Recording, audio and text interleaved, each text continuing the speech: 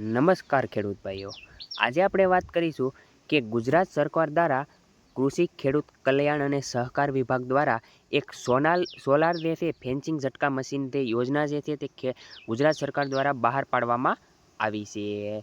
તે solar fencing ઝટકા machine જે પણ ખેડૂત ભાઈઓને લેવા ઈચ્છતા હોય તેને સબસિડી દ્વારા સોલાર ફેન્સિંગ ઝટકા મશીન મળી જશે। તેમાં આપણે 5 પૂર્ણ કાર્ય કરવાના રહેશે। આ 5 કાર્ય જે છે તે પૂર્ણ કઈ રીતે કરવાના છે તેની વાત કરીએ આપણે તો પહેલું કાર્યની વાત કરીએ આપણે તો આ પહેલું કાર્યની વાત કરીએ આપણે તો ઓનલાઈન અરજી કરવાની સ્ટેપ બાય સ્ટેપ રીત આપણે આ વિડીયોમાં જાણીશું। જે આપણે બીજી વાત કરીએ આપણે તો જરૂરી દસ્તાવેજોની યાદી, આમાં કયા કયા ખેડૂત ભાઈઓને કયા કયા દસ્તાવેજો જે છે તેની વાત કરીશું આ વિડીયોમાં। આગળ વાત કરીએ આપણે તો આપણે ત્રીજું વાત કરીએ તો દસ્તાવેજો અપલોડ કરવા એટલે કે મળવાપાત્ર સહાય સબસિડી કેટલી ખેડૂતોને આપવામાં આવશે, કેટલી સબસિડી મળશે તેના વિશેની વાત કરીશું, કેટલા ટકા સબસિડી મળશે।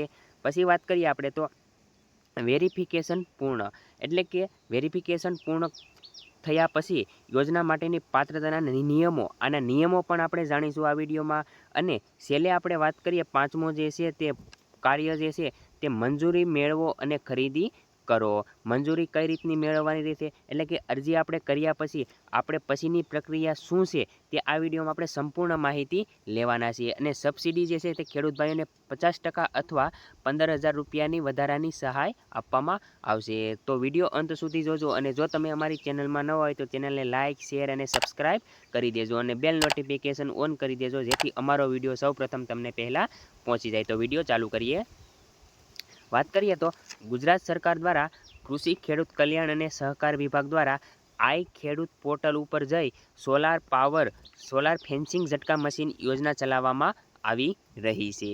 એટલે કે આઈ ખેડૂત પોર્ટલ પર જઈ તમે અરજી કરી શકો છો। આગળ વાત કરીએ આપણે તો પહેલો જે નિયમ જે છે તે મળવાપાત્ર સહાય સબસિડી કેટલી રહેશે તો ખેડૂતોને સોલાર ફેન્સિંગ ઝટકા મશીન ખરીદવા માટે કુલ ખર્ચ 50% અથવા વધુમાં વધુ 15,000માં બેમાંથી જે ઓછું હોય તે સબસિડી તરીકે મળવાપાત્ર રહેશે।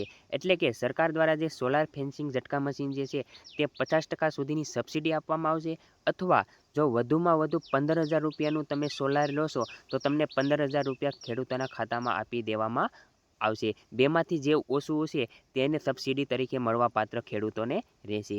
આ યોજનાનો લાભ એક ખેડૂત ખાતાધારકને 10 વર્ષમાં માત્ર એક જ વાર મળી શકે છે। એટલે કે ખેડૂત ખાતેદાર છે તેને 10 વર્ષમાં માત્ર એક જ વાર સોલાર પેનલ સોલાર સબસિડી મળી શકે છે। આગળ વાત કરીએ આપણે બીજા નિયમની વાત કરીએ તો યોજના માટેની પાત્રતા અને નિયમો। વાત કરીએ તો અરજદાર ગુજરાતના રહેવાસી અને પોતાની જમીન ધરાવતા ખેડૂતો હોવો જોઈએ। એટલે કે જે પણ ખેડૂત અરજદાર જે છે તે ગુજરાતનો રહેવાસી હોવો જોઈએ અને પોતાની જમીન ધરાવતો હોવો જોઈએ। આગળ બીજું વાત કરીએ આપણે તો ખેડૂત પાસે જમીનના અધિકૃત 7/12 ના દસ્તાવેજો જરૂરી હોવા જોઈએ। આગળ આપણે વાત કરીએ આ મશીનનો ઉપયોગ માત્ર ખેતરના પાકના રક્ષણ માટે કરવાનો રહેશે કે પ્રાણીઓને નુકસાન પહોંચાડવા માટેનો નહીં। એટલે કે આ મશીનથી પ્રાણીને નુકસાન થશે નહીં, આપણા ખેતરના પાકના રક્ષણ કરવા માટે રહેશે। આગળ આપણે ત્રીજા નિયમની વાત કરીએ, આપણે પૂર્ણ કાર્યની વાત કરીએ તો જરૂરી દસ્તાવેજો, આમાં દસ્તાવેજો તમારે અરજી કરતી વખતે કયા કયા દસ્તાવેજો જોશે તેની વાત કરીએ આપણે તો પહેલું જે દસ્તાવેજ છે તે આધાર કાર્ડની નકલ હોવી જોઈએ। જે પણ ખેડૂત ભાઈઓને જે પણ અરજી કરવાની હોય તેનું આધાર કાર્ડ જોશે। બીજું વાત કરીએ તો જમીનના રેકોર્ડ એટલે કે તાજેતરના 7, 12 અને 8ના ઉતારા પણ જોશે। આગળ ત્રીજું વાત કરીએ જે પણ સંયુક્ત ખાતું છે તો જેના પણ ઉપર લેવાનું હોય સબસિડી છે સોલાર પેનલને લેવાનું હોય એને બેંક પાસબુકની નકલ અથવા કેન્સલ ચેક એટલે સબસિડી જમા થવા માટે, એટલે કે બેંક પાસબુકની તમારે જરૂર પડશે સબસિડી જમા થવા માટે। આગળ જે વાત કરીએ તો દસ્તાવેજને ચોથા તમારો મોબાઈલ નંબર આધાર કાર્ડ સાથે લિંક હોવો જોઈએ, તે મોબાઈલ નંબર દેવાનો રહેશે। અને છેલ્લે જે છે તે જો ખેડૂત SC, ST કે દિવ્યાંગ હોય તો તેનું પ્રમાણપત્ર પણ આપવાનું દસ્તાવેજમાં રહેશે। આગળ આપણે વાત કરીએ તો ઓનલાઈન અરજી કરવાની સ્ટેપ બાય સ્ટેપ રીત, ઓનલાઈન કરવાનું સ્ટેપ બાય સ્ટેપની રીતની વાત કરીએ તો પહેલું સ્ટેપ છે તેની વાત કરીએ તો આઈ ખેડૂત પોર્ટલ સત્તાવાર વેબસાઇટ પર જવાનું રહેશે। તમારે ગૂગલમાં જવાનું રહેશે ને આ જે વેબસાઇટ છે તે આ વેબસાઇટ તમારે ગૂગલ પર સર્ચ કરવાની રહેશે।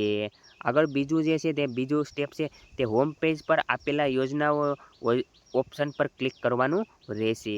આગળ ત્રીજો સ્ટેપ જે છે તે ખેતીવાડીની યોજનાનો પસંદ કરો, તેમાં સોલાર પાવર યુનિટ એટલે કે ઝટકા મશીન શોધવાનું તમારે રહેશે। આગળ ચોથું જે છે તે અરજી કરો, ક્લિક કરી તમારી વ્યક્તિગત અને જમીનની વિગતો 7/8 ભરવાના રહેશે। આગળ સ્ટેપ 5ની વાત કરીએ તો ફોર્મ બરાબર ચકાસીને સબમિટ કરો અને ત્યારબાદ અરજી કન્ફર્મ કરવાનું રહેશે। આગળ છઠ્ઠું જે છે તે કન્ફર્મ થયેલી અરજી પ્રિન્ટ કાઢી તેના પર સહી અંગૂઠો તમારો કરવાનો રહેશે।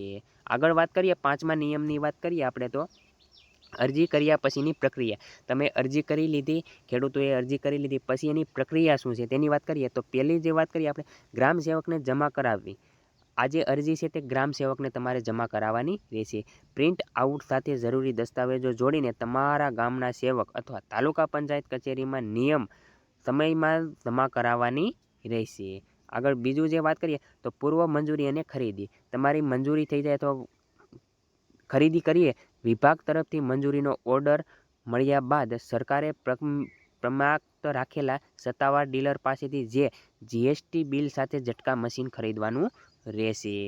આગળ આપણે વાત કરીએ તો વેરિફિકેશન અને સબસિડીની વાત કરીએ તો ખરીદી કર્યા પછી બિલ પોર્ટલ પર અપલોડ થતાં અધિકારીઓ દ્વારા સ્થળ તપાસ વેરિફિકેશન કરવામાં આવશે અને સબસિડી સીધી તમારા બેંક ખાતામાં ડીબીટી દ્વારા જમા થશે। આ તો મિત્રો ખેડૂતોને જે સોલાર જે ફેન્સિંગ તાર જે છે તેની સબસિડી। જો મિત્રો તમને ખેડૂત ભાઈ આ વિડીયો પસંદ આવ્યો હોય તો ચેનલને સબસ્ક્રાઈબ કરી દેજો અને આ વિડીયો શેર કરી દેજો, જેથી બધા ખેડૂતોને આનો લાભ લઈ શકે। જય હિન્દ, જય ભારત।